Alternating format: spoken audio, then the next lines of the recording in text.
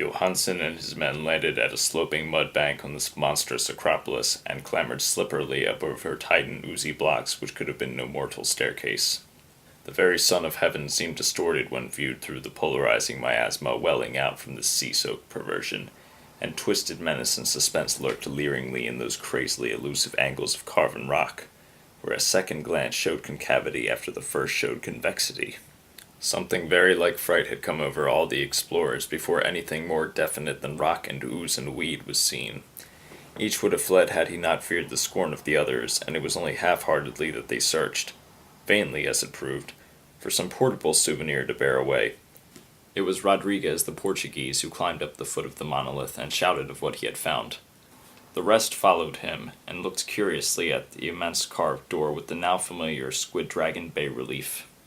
It was, Johansen said, like a great barn door, and they all felt that it was a door because of the ornate lintel, threshold, and jambs around it, although they could not decide whether it lay flat like a trapdoor or slantwise like an outside cellar door.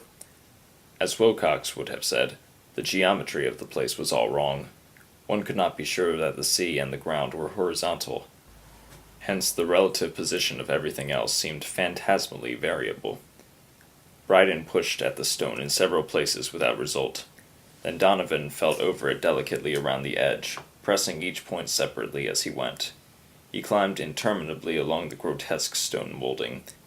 That is, one would call it climbing if the thing was not after all horizontal, and the men wondered how any door in the universe could be so vast. Then, very softly and slowly, the acre-great panel began to give inward at the top, and they saw that it was balanced. Donovan slid or somehow propelled himself down or along the jamb and rejoined his fellows, and everyone watched the queer recession of this monstrously carven portal. In this fantasy of prismatic distortion moved anomalously, in a diagonal way, so that all the rules of matter and perspective seemed upset. The aperture was black, with a darkness almost material. That tenebrousness was indeed a positive quality, for it obscured such parts of the inner walls as ought to have been revealed, and actually burst forth like smoke from its aeon-long imprisonment, visibly darkening the sun as it slunk away into the shrunken and gibbous sky on flapping membranous wings. The odor arising from the newly opened depths was intolerable, and at length the quick-eared Hawkins thought he heard a nasty slopping sound down there. Everyone listened, and everyone was listening still when it lumbered slobberingly into sight and gropingly squeezed its gelatinous green immensity through the black doorway into the tainted outside air of that poison city of madness. Poor Johansen's handwriting almost gave out when he wrote of this. Of the 6 men who never reached the ship, he thinks 2 perished of pure fright in that accursed instant. The thing cannot be described. There is no language for such abysms of shrieking and immemorial lunacy, such eldritch contradictions of all matter, force, and cosmic order. A mountain walked or stumbled. God! Would wonder that across the earth the great architect went mad, and poor Wilcox raved with fever in that telepathic instant. The thing of the idols, the green, sticky spawn of the stars, had awakened to claim his own. The stars were right again, and what an age-old cult had failed to do by design, a band of innocent sailors had done by accident. After vigintillions of years, great Cthulhu was loose again and ravening for delight. 3 men were swept up by the flabby claws before anybody turned. God rest them if there is any rest in the universe. They were Donovan, Guerra, and Angstrom. Parker slept as the other 3 were plunging frenziedly over endless vistas of green, crusted rock to the boat, and Johansen swears he was swallowed up by an angle of masonry which shouldn't have been there, an angle which was acute but behaved as if it were obtuse. So only Bryden and Johansen reached the boat, and pulled desperately for the Alert as the mountainous monstrosity flopped down the slimy stones and hesitated, floundering at the edge of the water.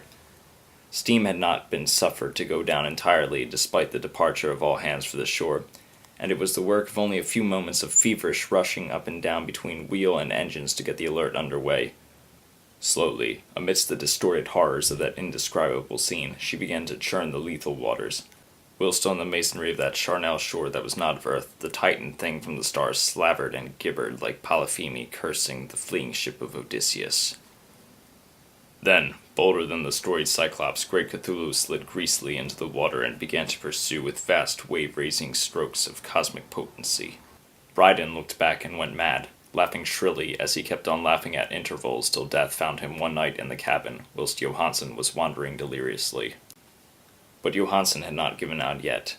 Knowing that the thing could surely overtake the Alert until steam was fully up, he resolved on a desperate chance, and, setting the engine for full speed, ran lightning-like on deck and reversed the wheel. There was a mighty eddying and foaming in the noisome brine, and as the steam mounted higher and higher, the brave Norwegian drove his vessel head-on against the pursuing jelly, which rose above the unclean froth like the stern of a demon galleon. The awful squid-head with writhing feelers came nearly up to the bowsprit of the sturdy yacht, but Johansen drove on relentlessly.